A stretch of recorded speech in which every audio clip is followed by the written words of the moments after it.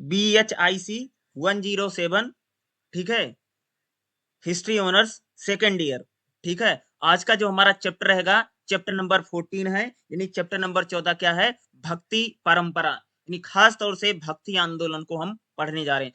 बड़ा ही important topic और बहुत ही इंपॉर्टेंट चैप्टर है भक्ति आंदोलन, ठीक है। और आपने वैसे भी इसको कई जगह पर इस चीज को सुना होगा, भक्ति आंदोलन, या इसे हम भक्ति मूवमेंट के नाम से जानेंगे, ठीक है। इसमें 3 पॉइंट काफी इंपॉर्टेंट जो आपके एग्जाम में पूछे जाते हैं। दक्षिण भारत में भक्ति आंदोलन की पृष्ठभूमि, यानी साउथ की अगर हम बात करें, जो दक्षिण भारत है, भक्ति आंदोलन की शुरुआत तो वहीं से हुई है। अमूमन अगर आप देखेंगे तो भक्ति जो पूरा आंदोलन था, जो भक्ति मूवमेंट था पूरा, वो दक्षिण भारत में उसकी शुरुआत कैसे हुई। और दक्षिण भारत से ही क्या होता है, जो भक्ति आंदोलन था उत्तर भारत में आता है, तो उत्तर भारत में भक्ति आंदोलन देखेंगे। और 14.4 में देखेंगे जो भक्ति आंदोलन था इसके उदय के कारण क्या है, ठीक है। यानी जो भक्ति आंदोलन था उसका जो उदय हुआ उसका रीजन क्या था या उसका कारण क्या था, ठीक है। इन चीजों को हम देखेंगे। खास तौर से दक्षिण भारत में भक्ति आंदोलन की पृष्ठभूमि क्या है, उत्तर भारत में भक्ति आंदोलन जो था वो कैसे रहा, और भक्ति आंदोलन के उदय के कारण क्या, क्योंकि तीनों इंपॉर्टेंट है। और सबसे ज्यादा जो इंपॉर्टेंट इसमें रहेगा हमारा भक्ति आंदोलन का उदय, ठीक है। इस टाइप के क्वेश्चन आपके एग्जाम में जरूर आ सकते हैं, ठीक है। तो चलिए हम लोग भक्ति आंदोलन को पढ़ते हैं। देखिएगा, दक्षिण भारत में भक्ति आंदोलन की पृष्ठभूमि देखिएगा, 7वीं और 10वीं शताब्दी के बीच दक्षिण भारत में सयो नैनार संतों और वैष्णव नैरा अलवार संतों ने जाति और लिंग के भेद किए बिना समाज में हर तबके में भक्ति सिद्धांत का प्रचार किया। देखो, अगर हम लोग बात करें तो दक्षिण भारत में 7वीं से लेकर के 10वीं शताब्दी के बीच, क्या बोलोगे, दक्षिण भारत में 7वीं शताब्दी से लेकर के 10वीं शताब्दी के बीच भक्ति आंदोलन की शुरुआत होती है। और भक्ति आंदोलन किसने शुरू किया था, अलवार और नैनार संतों ने।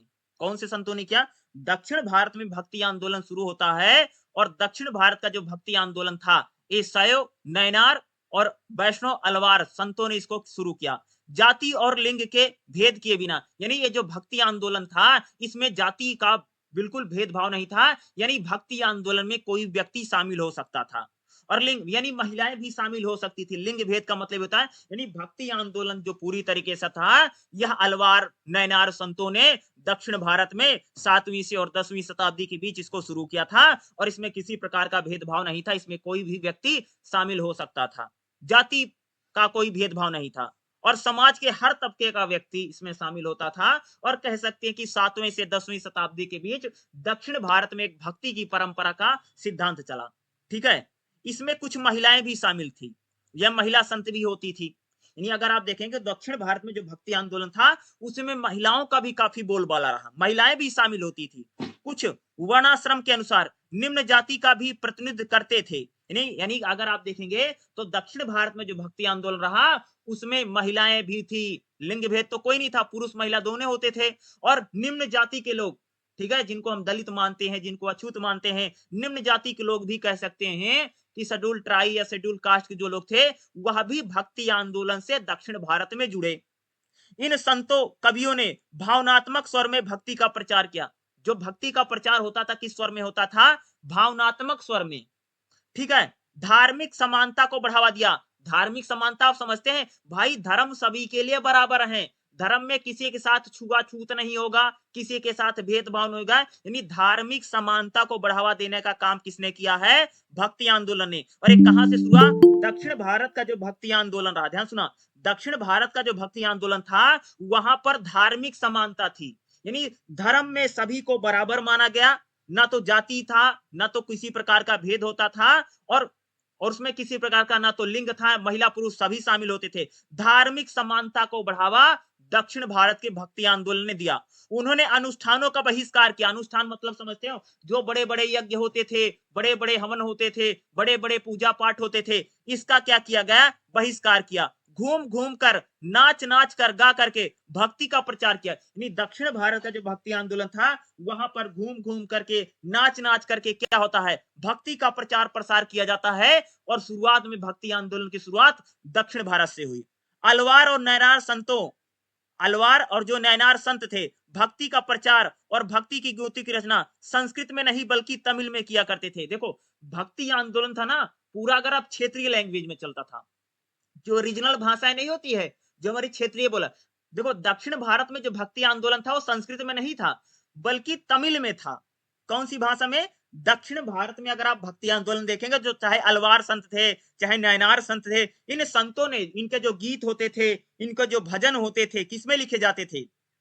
संस्कृत में नहीं, बल्कि तमिल में किया करते थे। यानी तमिल भाषा में अगर आप देखेंगे तो यह क्या करते थे, अपने गीतों की, भजनों की रचना किए। इन्हीं कारणों से आंदोलन बड़ा लोकप्रिय, नहीं कह सकते, दक्षिण भारत में जो भक्ति आंदोलन था वह बड़ा ही लोकप्रिय हुआ, क्योंकि भाई जब तमिल में लोग अपने भजन गाएंगे, गीत गाएंगे, प्रवचन देंगे, तो सभी लोगों को समझ में आता था। संस्कृत में नहीं था, क्योंकि भाई संस्कृत तो अगर आप देखेंगे तो सब उसको जानते नहीं थे, सब संस्कृत समझते नहीं थे। इसलिए भक्ति आंदोलन के संतों ने जब तमिल भाषा में, वहां की लोकल लैंग्वेज में और भक्ति का प्रचार प्रसार किया, तो भक्ति आंदोलन जो था उससे काफी लोग जुड़े। क्या कह रहा हूं? उससे काफी लोग जुड़े, और भक्ति आंदोलन कह सकते हो कि दक्षिण भारत में बड़ा ही लोकप्रिय आंदोलन हुआ।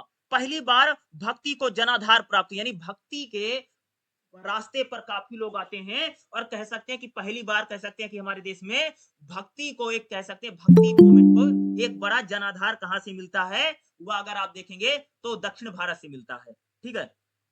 दक्षिण भारत के भक्ति आंदोलन संत बौद्धों और जैनों के आलोचक थे। यानी दक्षिण भारत का जो भक्ति आंदोलन था, यह जो बौद्ध बौद्ध थे और जैन थे, इनके सख्त आलोचक, यानी इनकी आलोचना किया करते थे।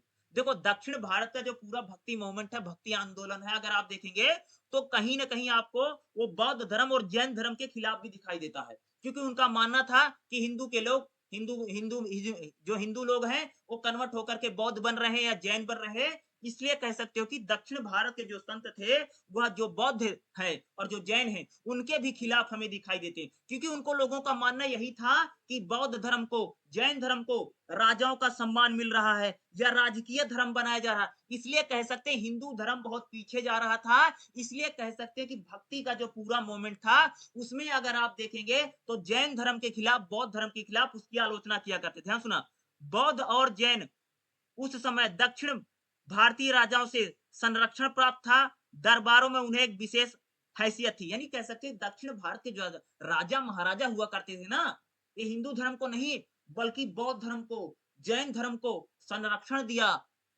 उसके जो गुरु होते थे उनको दरबार में बैठाया, बौद्ध धर्म को, जैन धर्म को राजकीय धर्म बनाया। इसलिए कह सकते हैं जो हिंदू धर्म को मानने वाले लोग थे, जो सनातन धर्म को मानने वाले लोग थे, अलवार नैनार जो संत थे, ये कह सकते हैं कि जिस प्रकार से राजाओं ने, ध्यान सुना, जिस प्रकार से दक्षिण भारत के राजाओं ने एक प्रकार से अगर आप देखेंगे तो बौद्ध और जैन धर्म को जो इन्होंने महत्व दिया, इसके आलोचना किया करते थे, क्योंकि हिंदू धर्म पीछे जा रहा था। बौद्ध और जैन धर्म में अब तक कुछ संकीर्णता और रूढ़िवादी तत्व भी प्रवेश कर चुका था। अतः उन्होंने बौद्ध और जैन धर्म के अनुयायियों को अपनी भक्ति की ओर आकर्षित किया। यानी धीरे धीरे क्या हो रहा था कि जो लोग हिंदू धर्म से जैन धर्म में चले गए थे, बौद्ध धर्म में चले गए थे, अब वह लोग धीरे धीरे क्या हो रहे थे कि कन्वर्ट होकर के, क्या बोलो, जो लोग जैन धर्म में कन्वर्ट हो गए थे, जो लोग बौद्ध धर्म में कन्वर्ट हो गए थे, अब वह लोग धीरे धीरे, जितने लोग कन्वर्ट हुए थे, अब वह बदल करके क्या कह सकते हैं कि हिंदू धर्म में उनका क्या हो रहा था, प्रवेश हो रहा था। क्योंकि बौद्ध धर्म में और जैन धर्म में जो थोड़ी बहुत रूढ़िवादी, आप सबने सुना होगा कि जैन में भी दो संप्रदाय बन जाते हैं, बौद्ध धर्म में भी दो संप्रदाय बन जाता है। यानी इस प्रकार से कह सकते हैं कि ये रहा। देखो भक्ति आंदोलन, भक्ति मूवमेंट की जो शुरुआत थी, वो तो कह सकते हो कि भाई इस्लाम का उदय हो रहा था, इसलिए भक्ति आंदोलन या भक्ति मूवमेंट था। लेकिन इसका एक बहुत बड़ा रीजन ये भी था कि जो जैन धर्म और बौद्ध धर्म का इस देश में उदय होता है, और जैन और बौद्ध धर्म का एक प्रकार से जो राजकीय धर्म बनता है, राजाओं का उसको संरक्षण प्राप्त होता है, इसका भी एक कह सकते विरोध था। या जो लोग हिंदू धर्म से, क्या बोला, जो लोग हिंदू धर्म से बौद्ध धर्म में, जैन धर्म में या किसी दूसरे धर्म में जो लोग कन्वर्ट हो रहे थे, हिंदू धर्म से दूसरे धर्म में जा रहे थे, बौद्ध और जैन में, इसको लेकर भी कह सकते हैं कि भक्ति आंदोलन रहा। इसके साथ साथ भक्ति संत कवियों ने कट्टर ब्राह्मण के अस्तित्व को चुनौती दी, और भक्ति को सबके लिए देखो भक्ति आंदोलन पूरी तरीके से जो ब्राह्मणवाद है इसको चुनौती पेश करता था, क्योंकि ब्राह्मणों ने जिस प्रकार से समाज में छुआछूत, जातिवाद फैलाया, यानी कह सकते हैं जिस, यानी कट्टर जो ब्राह्मणवाद है उसको चुनौती किसने दी, इस पूरे भक्ति आंदोलन ने, या कह सकते पूरा भक्ति जो मोमेंट था। क्या बोला, इस पूरा भक्ति आंदोलन ने जो पूरा भक्ति मूवमेंट था, उससे क्या हुआ, एक प्रकार से कह सकते हैं कि ब्राह्मणों को एक प्रकार से यहाँ पर चुनौती, और कह सकते हैं कि भक्ति आंदोलन ने कह सकते हैं सबके लिए भक्ति को सुलभ बनाया। भैया बताया कि हर कोई व्यक्ति क्या कर सकता है, भक्ति कर सकता है, भगवान का भजन कर सकता है। मंदिर में तो सबको तो प्रवेश था नहीं, भाई ब्राह्मणों के मंदिर में जो शेड्यूल कास्ट के लोग थे, शेड्यूल ट्राइब के लोग थे, जो अछूत लोग थे, उनका तो घुसना मना था, घुस ही नहीं पाते थे, तो आदमी कहां से भक्ति करेगा। तो कह सकते हैं कि भक्ति आंदोलन एक प्रकार से सभी संप्रदाय यानी सभी जो अलग अलग जातियों के लोग थे, अलग अलग धर्मों के लोग थे, उनको भक्ति की राह पर लाने का एक काम किया, ठीक है। और भक्ति आंदोलन था उसमें बिना जाति के और बिना लिंग के भेदभाव था, यानी भक्ति मोमेंट से आप जुड़ सकते थे, भक्ति आंदोलन में आप जा सकते हैं, आप किसी जाति के हैं, किसी धर्म के हैं, आप महिला पुरुष हैं, इससे बिना किसी प्रकार का भेदभाव था। यही कारण था जो भक्ति आंदोलन था या आपका जो पूरा भक्ति मोमेंट था, उसके लोकप्रिय होने का, क्या बोला, उसके लोकप्रिय होने का या उसकी पॉपुलैरिटी बहुत बढ़ी या लोग उसमें बहुत गए, रीजन यही था कि उसमें एक प्रकार से कोई भी व्यक्ति शामिल हो सकता था, चाहे वो मान लीजिए चाहे वो ब्राह्मण है, क्षत्रिय है, वैश्य है, शूद्र है, महिला है, पुरुष है, कुछ भी है, सब शामिल हो सकते हैं। भक्ति आंदोलन बिना किसी भेदभाव के था, और कह सकते हो कि भक्ति आंदोलन एक प्रकार से ब्राह्मणवाद को भी चुनौती दे सकता था। जिस प्रकार से बड़े बड़े कर्मकांड, बड़े बड़े पूजा पाठ चलते थे, इस सभी चीजों को भक्ति आंदोलन ने क्या किया, चुनौती प्रदान की। ठीक है, आगे देखिएगा। चूंकि दक्षिण भारत के संत कवियों ने जाति व्यवस्था के वैचारिक और सामाजिक आधार पर प्रश्न चिन्ह नहीं लगाया, परिणाम स्वरूप दक्षिण भारत में भक्ति आंदोलन के दौरान जाति व्यवस्था कमजोर होना की बजाय, मैं देखो एक चीज बता दूं, ध्यान सुना मेरी बात को, दक्षिण भारत में जो भक्ति आंदोलन था ना, उसको सपोर्ट ब्राह्मणों ने दिया, सुना बता रहा हूँ। देखो दक्षिण भारत का भक्ति आंदोलन और उत्तर भारत के भक्ति आंदोलन में एक बड़ा फर्क है। क्या फर्क है, दक्षिण भारत में जो भक्ति आंदोलन रहा ना, वही बात ये लाइन कह रही है, दक्षिण भारत का जो भक्ति आंदोलन था, उसको सपोर्ट बड़े बड़े मंदिरों से, बड़े बड़े मठों से मिला।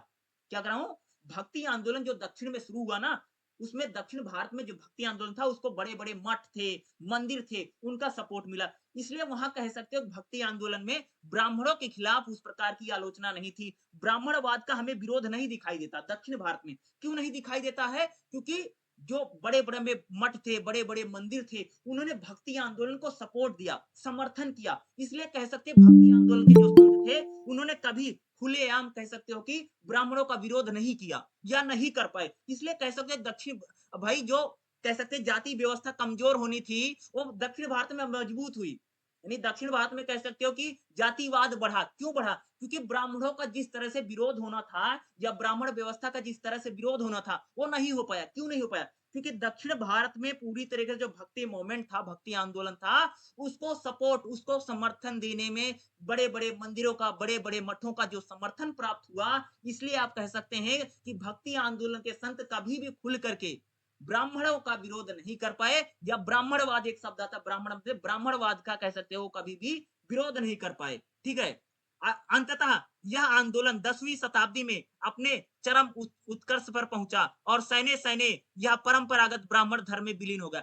दक्षिण भारत का जो भक्ति आंदोलन था, वो बहुत ज्यादा आगे बढ़ा, लेकिन धीरे धीरे ब्राह्मण धर्म में क्या हुआ, विलीन होता चला गया, क्योंकि उसको जो सपोर्ट था। देखो दक्षिण भारत में जो भक्ति आंदोलन खड़ा हुआ ना, वो ब्राह्मणों ने खड़े करने में बड़ी भूमिका निभाई।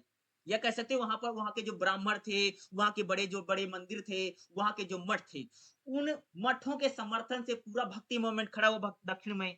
और वो भक्ति मूवमेंट कभी भी ब्राह्मणों का विरोध नहीं कर पाया, या जाति व्यवस्था के खिलाफ जिस तरह से बोलना था, या पूजा पाठ के खिलाफ जिस तरह से बोलना था, वह कभी भी ब्राह्मणों का विरोध में नहीं खड़े हो पाए। इसलिए कह सकते हो कि जो साउथ का भक्ति मूवमेंट था, वह धीरे धीरे कह सकते हो कि ब्राह्मण ब्राह्मण धर्म में विलीन हो, या हिंदू धर्म ब्राह्मण धर्म कह लीजिए, ब्राह्मणों में क्या हुआ, धीरे धीरे विलीन होता चला गया। जिस प्रकार से कह सकते हैं भक्ति आंदोलन उत्तर भारत में अभी हम पढ़ेंगे, जिस प्रकार से भक्ति आंदोलन जातिवाद का विरोध करेगा, ब्राह्मणवाद का विरोध करेगा, छुआछूत का विरोध करेगा, क्योंकि यहाँ दक्षिण उत्तर भारत में अगर आप देखोगे, उत्तर भारत के इलाकों में भक्ति आंदोलन को जो समर्थन था, वह मंदिरों मठों का नहीं रहा। और उत्तर भारत में, दक्षिण भारत में कह सकते हो उन्होंने बड़े बड़े मंदिरों का, बड़े बड़े मठों का समर्थन प्राप्त किया। यही कारण था, कह सकते हो कि ब्राह्मणों का जैसा विरोध होना चाहिए था, वह दक्षिण में नहीं हो पाया। लेकिन कह सकते हो दक्षिण भारत से ही भक्ति आंदोलन की शुरुआत होती है।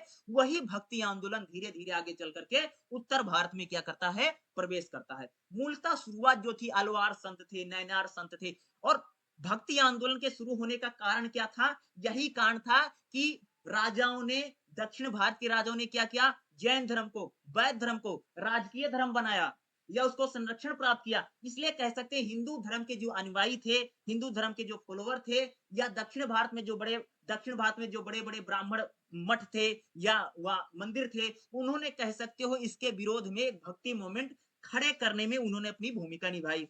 ये दक्षिण भारत में पूरा भक्ति आंदोलन यही रहा। परिणाम स्वरूप ब्राह्मणों को वर्ण श्रम के अनुसार निम्न जाति का पूजा करने का अधिकार देना। देखो दक्षिण भारत में ब्राह्मणों का विरोध तो नहीं हुआ, लेकिन कह सकते हो अंततः बाद में ब्राह्मणों ने, जो निम्न जाति के लोग थे, इनको पूजा पाठ करने का अधिकार देना पड़ा। ये कह सकते हो। अंततः कह सकते हो कि भक्ति आंदोलन जो था दक्षिण भारत में शुरू हुआ और काफी सफल भी रहा। हाँ, कह सकते हो जिस प्रकार से विरोध ब्राह्मणवाद का होना चाहिए था, वह विरोध हमें नहीं दिखाई देता है जैसा होना चाहिए था। लेकिन ये जरूर कह सकते हो कि लास्ट में जाकर के ब्राह्मणों ने, कह सकते हो अंत में उनको एक प्रकार से निम्न जाति के लोगों को पूजा पाठ करने का या समानता का जो अधिकार देना था, वह उनको देना पड़ा। ठीक है। अगर हम बात करेंगे नेक्स्ट, देखिएगा ये दक्षिण भारत में था। अब हम लोग पढ़ते उत्तर भारत में भक्ति आंदोलन क्या रहा। किसकी बात करेंगे? उत्तर भारत में भक्ति आंदोलन। देखिएगा दक्षिण भारत का जो भक्ति आंदोलन था, पूरा जो भक्ति मूवमेंट था, वही दक्षिण भारत से धीरे धीरे करके उत्तर की ओर आया। यानी उत्तर भारत मतलब इधर जो दिल्ली, हरियाणा, पंजाब, यूपी, बिहार, राजस्थान, इधर जो सारे इलाके हैं, इसे हम उत्तर भारत बोलते हैं। और दक्षिण से ये कहाँ आया? उत्तर भारत की ओर। देखिएगा सल्तनत काल 13वीं से 15वीं शताब्दी के दौरान उत्तरी और पूर्वी भारत तथा महाराष्ट्र के कई लोकप्रिय सामाजिक धार्मिक देखो 13वीं से लेकर के 15वीं शताब्दी के बीच कह सकते हो कि उत्तर भारत में भक्ति आंदोलन धीरे धीरे प्रवेश किया। और एक कह सकते हो कि महाराष्ट्र में ज्यादा शुरू में लोग, महाराष्ट्र से धीरे, यानी कैसे महाराष्ट्र में धीरे धीरे क्या भक्ति आंदोलन लोकप्रिय शुरू हुआ। इन आंदोलनों ने भक्ति और धार्मिक समता पर, देखो कह सकते हैं दक्षिण भारत का जो भक्ति आंदोलन था, जब यह उत्तर भारत की ओर बढ़ा और 13वीं से 15वीं शताब्दी के बीच, तो कह सकते हो महाराष्ट्र से बढ़ता है। और कह सकते हो कि इसने क्या किया? भक्ति पर जोर दिया और धार्मिक समानता पर। धार्मिक समानता का मतलब होता है कि धर्म में भैया सभी समान है, सभी जातियां बराबर हैं, किसी के साथ छुआछूत नहीं करना है, किसी के साथ भेदभाव नहीं करना है। यानी उत्तर भारत में जब भक्ति आंदोलन एंटर करता है या प्रवेश करता, कह सकते हो कि इसने समानता पर बहुत ज्यादा क्या किया? इसने जोर दिया। जैसा हम पढ़ चुके हैं कि दक्षिण भारत में भक्ति आंदोलन की विशेषता शामिल थी। सल्तनत काल के दौरान होने वाले सभी भक्ति आंदोलन का संबंध एक दूसरे दक्षिण भारत में वैष्णव आचार के साथ रहा। यही कारण है कि कई विद्वान यह मानते हैं कि सल्तनत काल में पनपे भक्ति आंदोलन पुराने भक्ति आंदोलन की कड़ी और पुनर्जीवित है। देखो ज्यादातर लोग मानते हैं कि भक्ति आंदोलन जो रहा, वह दक्षिण भारत से ही उत्तर भारत की ओर आया। क्या कर रहा हूं? वही जो दक्षिण भारत का आंदोलन था, वही दक्षिण के उत्तर की ओर आया। ठीक है। उत्तर भारत के निराशवादी एकेश्वरवादी आंदोलन से जुड़े कबीर हो, अन्य संत हो, जैसे रामानंद के शिष्य हो, रामानुजन दार्शनिक सिद्धांत के अनुयायी थे। देखो एक बार, जब उत्तर भारत में भक्ति ध्यान सुना, जब उत्तर भारत में भक्ति आंदोलन आता है, तो इसने क्या रास्ता है? एकेश्वरवादी आंदोलन चलेगा। एकेश्वरवादी मतलब समझते हो? इसको थोड़ा समझना। देखो एकेश्वरवादी का मतलब होता है एक ही ईश्वर की पूजा होना। क्या बोल रहा हूं? और कब ये बात हो रही है? 13वीं से 15वीं शताब्दी। उस समय भारत में मुसलमान शासक हैं। क्या शासक हैं? भारत में मुस्लिम शासक हैं और सल्तनत काल चल रही है। और इस्लाम में भी देखो, मुस्लिम धर्म में भी देखो, मुसलमानों में क्या है? एक ही ईश्वर की पूजा होती है। अगर आप देखोगे तो इस्लाम क्या एकेश्वरवाद पर बल देता है सिर्फ। ठीक है, एक अल्लाह की पूजा करता है, बाकी किसी उसमें बाकी दूसरे का स्थान नहीं है। इस्लाम में क्या है? एकेश्वरवाद पर बल है।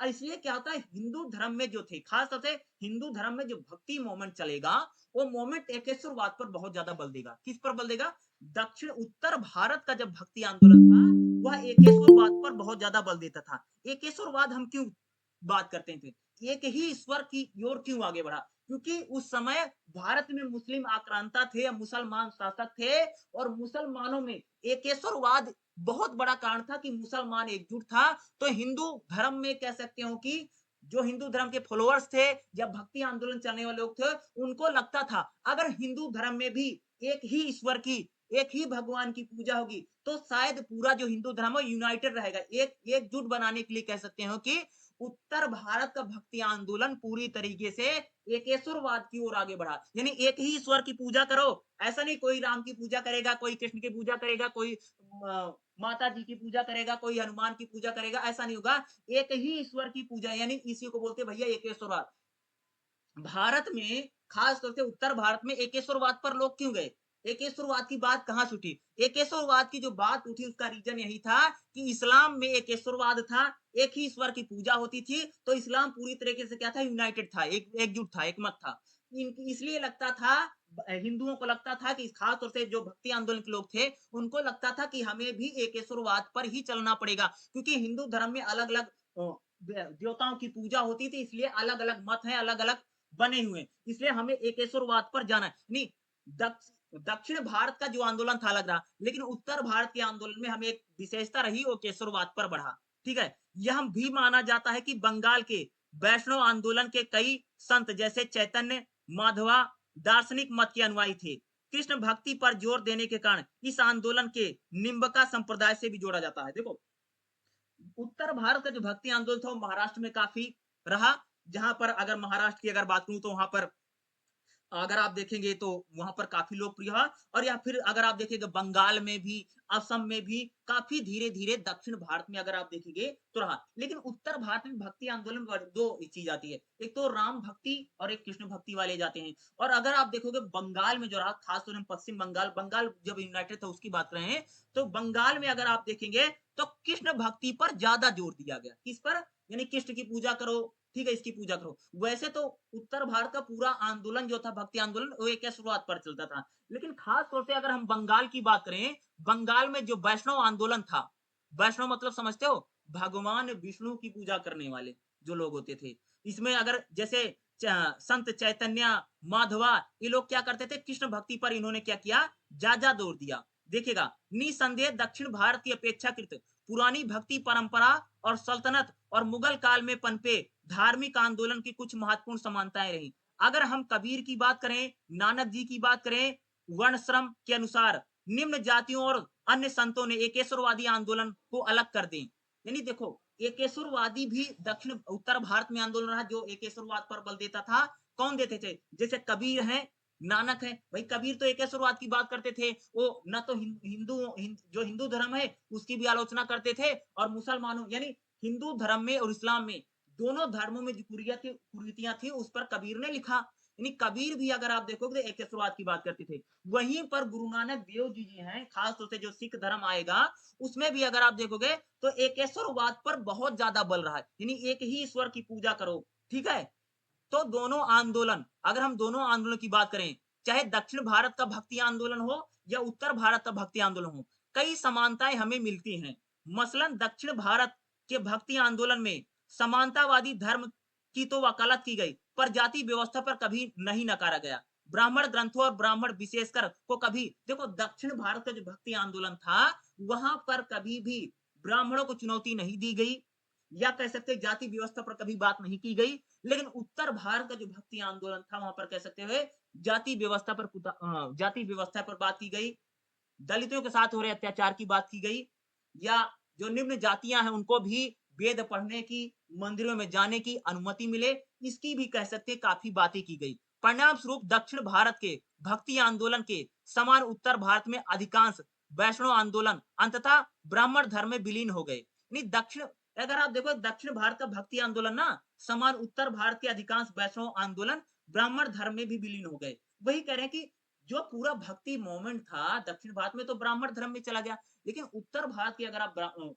भक्ति आंदोलन की बात करोगे तो वह ब्राह्मणों का एक प्रकार से विरोध कर रहा था और एकेश्वरवाद पर बहुत ज्यादा बल रहा।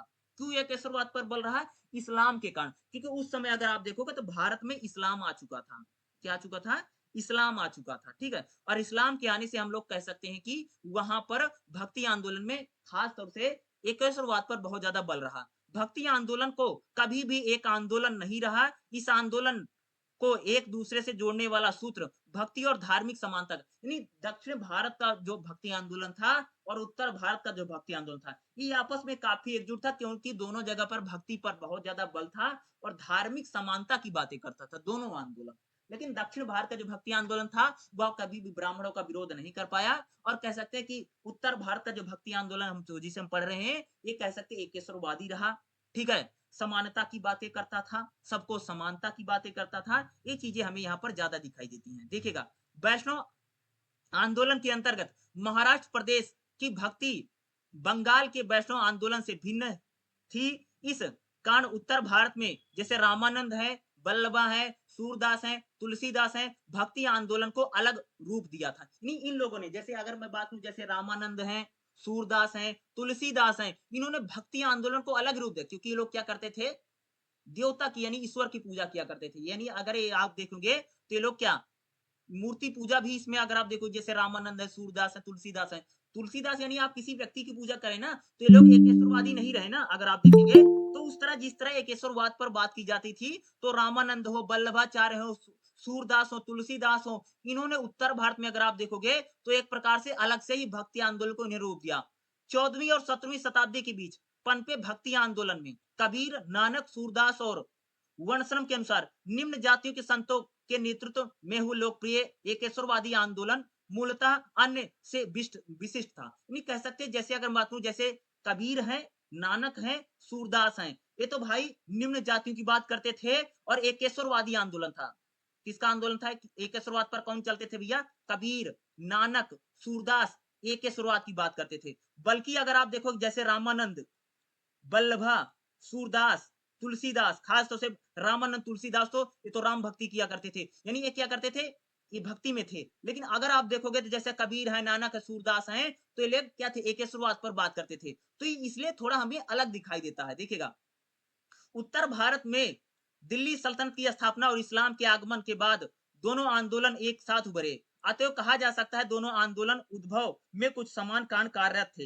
हिंदू धर्म पर इस्लाम का प्रभाव इनमें से एक था। वही कह रहे ना, हिंदू धर्म पर जिस प्रकार से इस्लाम का प्रभाव पड़ा, वह भी भक्ति आंदोलन के उभरने का एक बड़ा कारण था। और भक्ति आंदोलन के जो संत हैं, वह एकेश्वरवाद पर क्यों बात करें भाई, एक ईश्वर की पूजा क्यों की जाए, एक ही भगवान की पूजा क्यों की जाए, एकेश्वरवाद पर क्यों लोग जा रहे थे। भक्ति मोमेंट जो गया, भक्ति मोमेंट के जाने का एक ही कारण था, एक ही रीजन था, वह एकेश्वरवादी क्यों हो रहे थे, एक ही भगवान की पूजा क्यों करो, क्योंकि उनका मानना था इस्लाम में एक ईश्वर की पूजा, और इस्लाम मजबूत है, इंटैक्ट है, इसलिए उनको लगता था। क्योंकि इसीलिए तो कह रहे हैं ना, हिंदू धर्म पर इस्लाम का प्रभाव इनमें से एक था।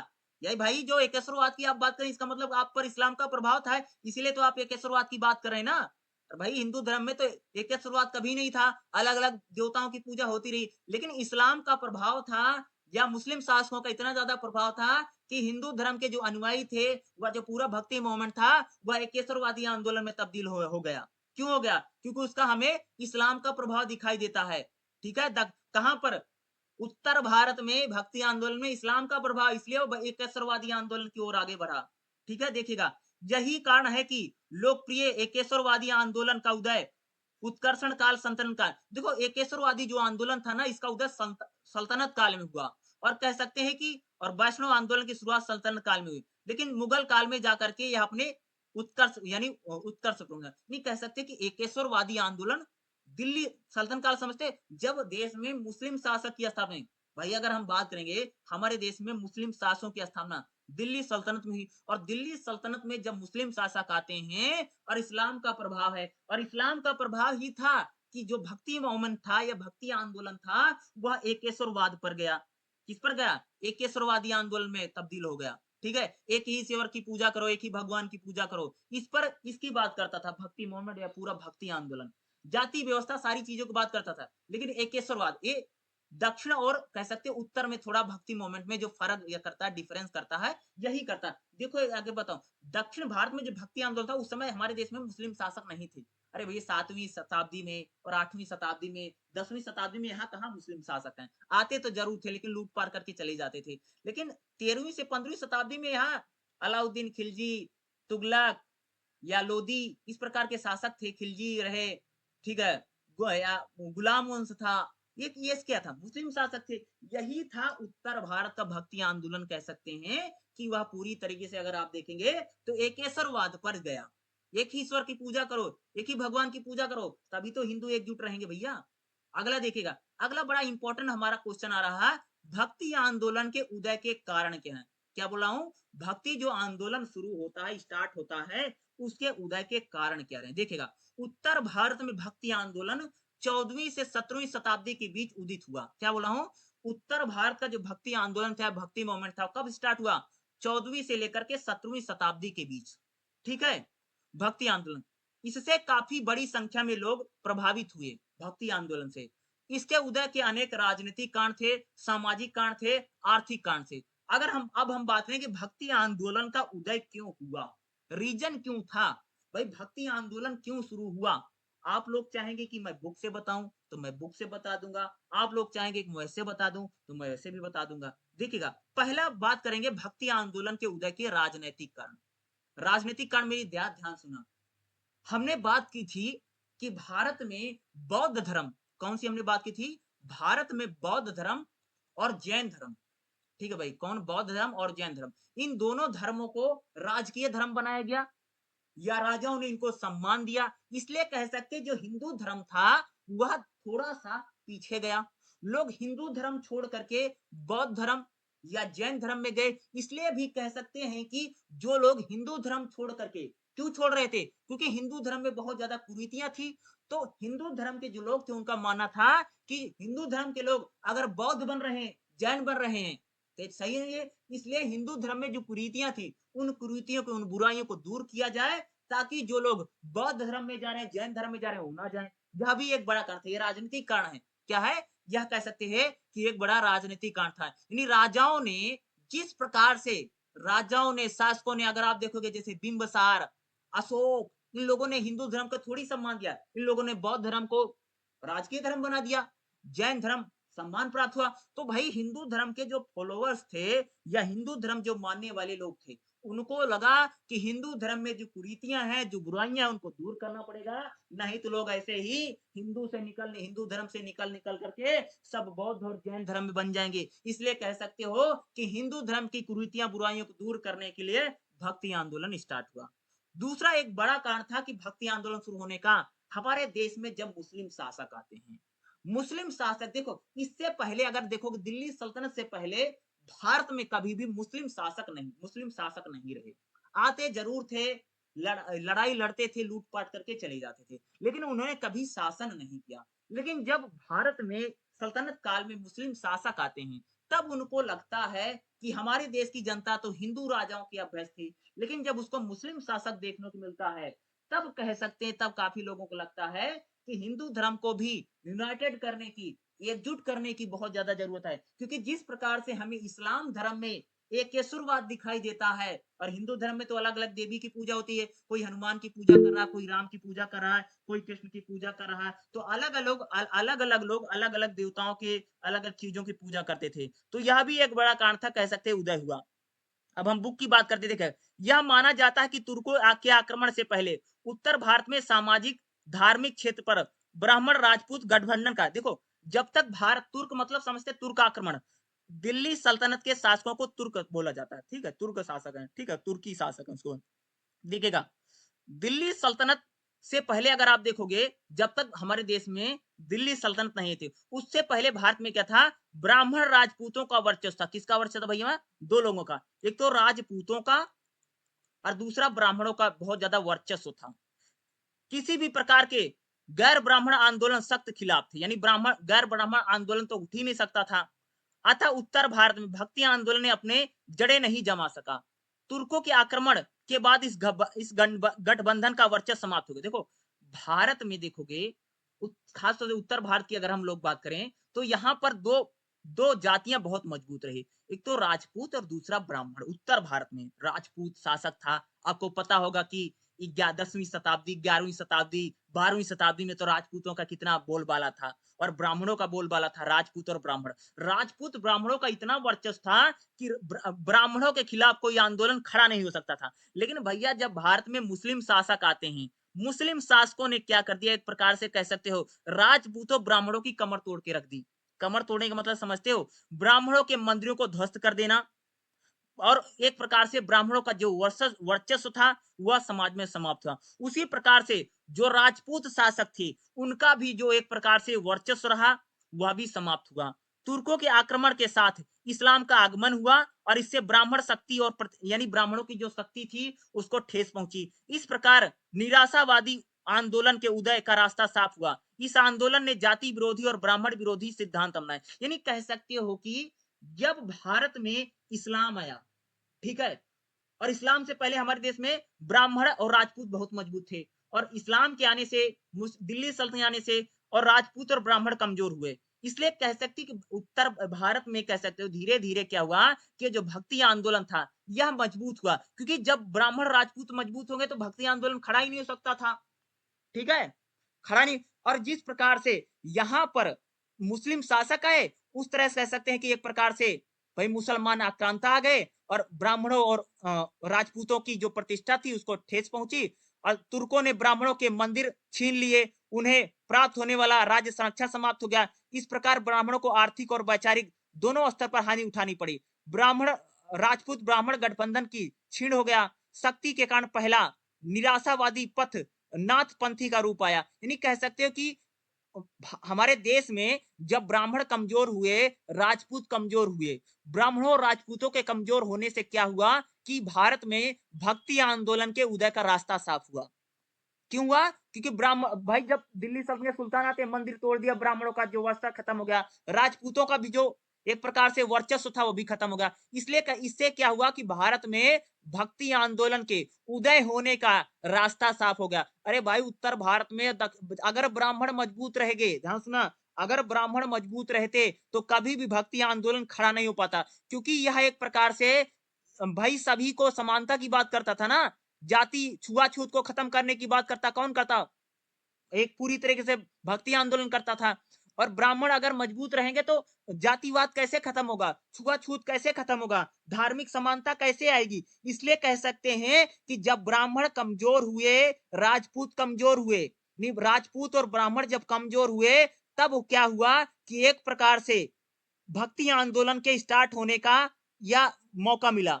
ब्राह्मणों की शक्ति और प्रभाव क्षीण होने और नई राजनीतिक परिस्थिति के कारण लोकप्रिय एकेश्वरवादी आंदोलन उत्तर भारत के अन्य भक्ति आंदोलनों के लिए उदय के लिए एक माहौल तैयार हुआ। यानी कह सकते हैं ब्राह्मणों की शक्तियां कम हुई और एक नई राजनीतिक व्यवस्था आई। इससे क्या हुआ कि एक एकेश्वरवादी आंदोलन होने का रास्ता साफ, क्योंकि भक्ति आंदोलन में जातिवाद का विरोध है, छुआछूत का विरोध है, भाई सभी को वेद पढ़ने की समानता की बात करता है। अगर ब्राह्मण और राजपूत मजबूत रहेंगे तो होने ही नहीं देते। इसलिए कह सकते हैं ब्राह्मणों और राजपूतों का जब वर्चस्व समाप्त हुआ, तब भक्ति आंदोलन के शुरू होने का कह सकते हैं रास्ता साफ हुआ। यह एक बड़ा क्या है, राजनैतिक कारण है। अगला देखिएगा, सामाजिक आर्थिक कारण क्या भक्ति आंदोलन शुरू होने का। अगली हेडिंग क्या है, सामाजिक आर्थिक कारण। देखिएगा, यह भी माना जाता है कि मध्यकालीन भारत का भक्ति आंदोलन सामंती शोषण के खिलाफ था। क्या था? जो मध्यकाल में भक्ति आंदोलन था वह सामंत के खिलाफ था। सामंत जो जमींदार उमींदार होते थे, किसानों का शोषण करते थे, इनके खिलाफ था। जनता के मनोभाव का प्रतिनिधित्व करता था। इस बात की पुष्टि कबीर, नानक, चैतन्य, तुलसी आदि उनकी कविताओं से पता चलता है। देखो, मध्यकाल में जो भक्ति आंदोलन था वह जो सामंत सामंत जमींदार उमींदार होते थे, जो होते थे सामंतों के खिलाफ था।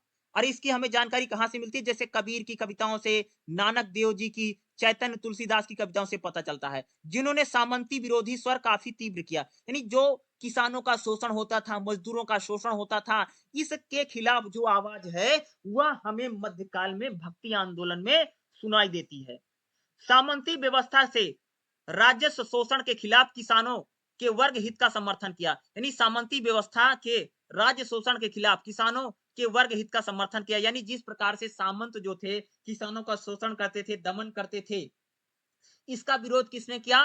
भक्ति आंदोलन ने किया। किसने किया भाई मेरे? भक्ति आंदोलन ने, भक्ति मूवमेंट ने किया। वैष्णव भक्ति संत कट्टर वैष्णववादी परंपरा को इस मायने से अलग थे, वह भक्ति और धार्मिक समानता की बात किया करते थे। सामान्य तौर पर वह कट्टर ब्राह्मण धर्म के अनेक आधारभूत सिद्धांतों का स्वीकार करते थे। अपेक्षाकृत अधिक प्रगतिशील एकेश्वरवादी संतों ने वैष्णववादी ब्राह्मण धर्म की कटु आलोचना की, पर उन्होंने कभी भी राज्य और शासक के उखाड़ फेंकने की बात नहीं की। देखो कह रहे हैं कि देखो आर्थिक सामाजिक कारण क्या रहा, जब हमारे समाज में सामंत जो होते थे, जो सामंत होते किसानों का शोषण करते थे, मजदूरों का शोषण करते थे, ठीक है, इनका भी समर्थन कह सकते हो भक्ति आंदोलन को मिला। किसका? जो किसान थे, इनका शोषण होता था, इनका दमन होता था, इन लोगों ने भी कह सकते हैं भक्ति आंदोलन का क्या किया? समर्थन किया। अगर हम आर्थिक सामाजिक कांड की बात करें तो हमारे समाज में क्या था? छुआछूत था, हमारा समाज तो बराबर नहीं था। हमारे समाज में कोई किसी के पास ज्यादा पैसा था, किसी के पास कम पैसा था। इस प्रकार से जो छुआछूत था, भेदभाव था, इसका भी एक बड़ा कारण था कि भारत में भक्ति आंदोलन शुरू हुआ। क्या था? इसका भी एक बड़ा कारण था। जिस प्रकार से जमींदार किसानों का शोषण करते थे, मजदूरों का शोषण करते थे, उनका दमन करते थे, इससे भी क्या हुआ कि एक भक्ति आंदोलन शुरू होने का यह आर्थिक कारण है, फाइनेंशियल कारण था कि किसानों का, मजदूरों का, जो जमींदार थे क्या करते थे? ये शोषण करते थे, दमन करते थे, उनको परेशान करते थे। ठीक है? उनसे खेती करवाते थे, उनको कोड़े मारते थे। इससे इस यानी इसका भी एक बड़ा कारण था कि भक्ति आंदोलन यहाँ पर शुरू हुआ।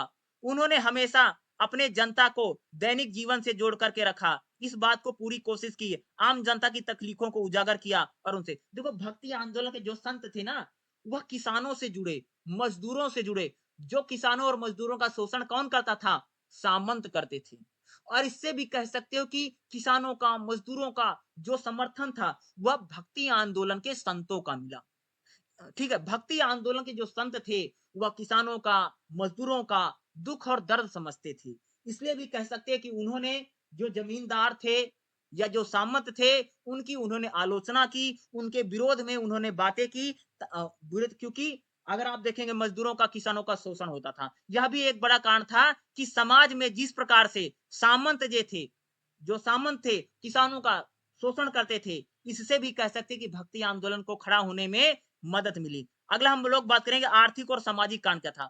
अगर भक्ति आंदोलन की बात करें, जैसे कबीर हैं, नानक हैं, धन्य हैं, पीपा हैं, आदि संतों ने एकेश्वरवादी आंदोलन की लोकप्रियता को व्याख्यात करने में उत्तर भारत में तुर्कों के आगमन के बाद सामाजिक आर्थिक बदलाव को परखा। यानी कह सकते हैं कि भारत में जो भक्ति आंदोलन खड़ा हुआ, अगर आप देखो कबीर हैं, नानक हैं, ठीक है, इस प्रकार के संतों ने कह सकते हो एक प्रकार से समाज में बदलाव करने के लिए, समाज में परिवर्तन करने के लिए भक्ति आंदोलन का रास्ता चुना है। ये हमारे समाज में जो जातिवाद था, जो छुआछूत था, दलितों को वेद पढ़ने का अधिकार नहीं था, उनको पानी क्या बोलते हैं, कुएं से पानी नहीं पी सकते थे, उनको वेद पढ़ने का राइट नहीं था।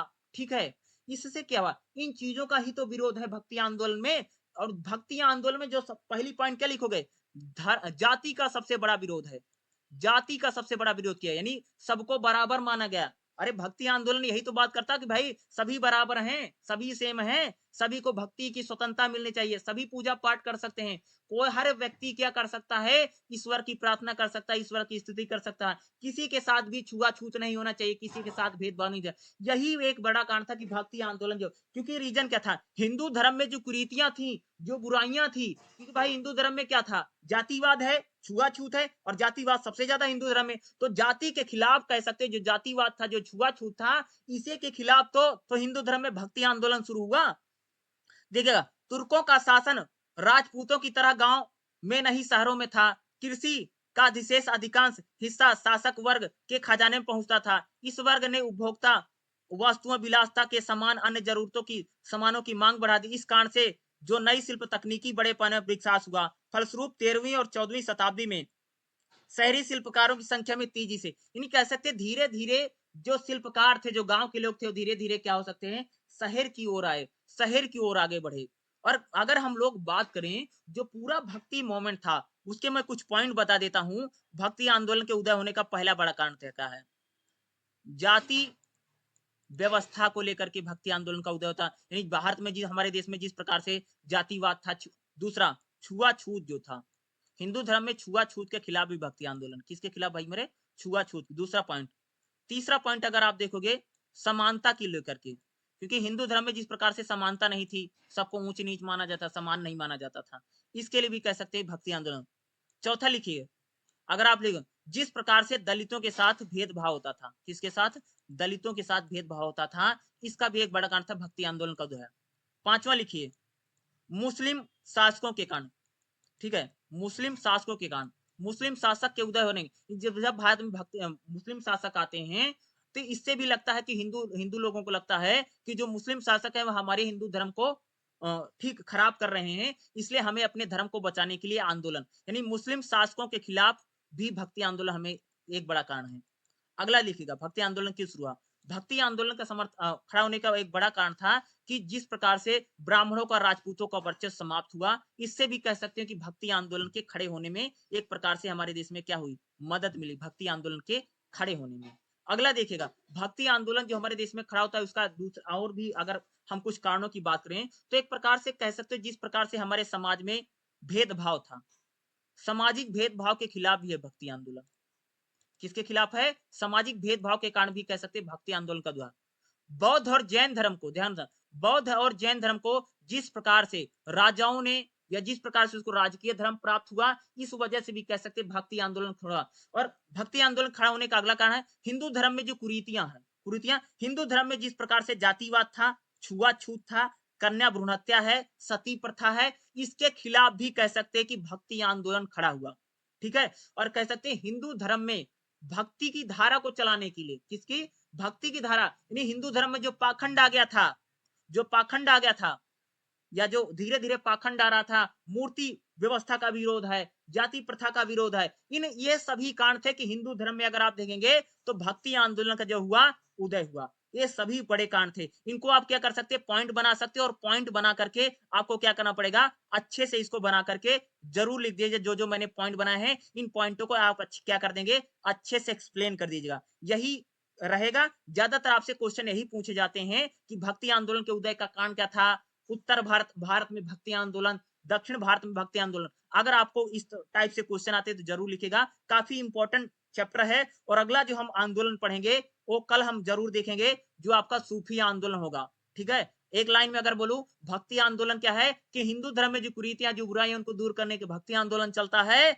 और जो सूफी आंदोलन है इस्लाम धर्म में, या मुस्लिम भी कह सकते हो, इस्लाम धर्म में जो कुरीतियां हैं, जो बुराइयां हैं, उनको दूर करने के लिए सूफी आंदोलन की शुरुआत होती है। तो भक्ति आंदोलन, भक्ति मूवमेंट काफी इंपॉर्टेंट है और हर जगह पर आता है, हर जगह पर पूछा जाता है, इसको जरूर पढ़िएगा। अगर आपको कुछ पूछना है तो मेरे से जरूर पूछ सकते हैं। ये history honours history honours second year की क्लास है और BHIC 107 की। ठीक है, चलिए आपको नेक्स्ट क्लास कल बताता हूँ। ठीक है।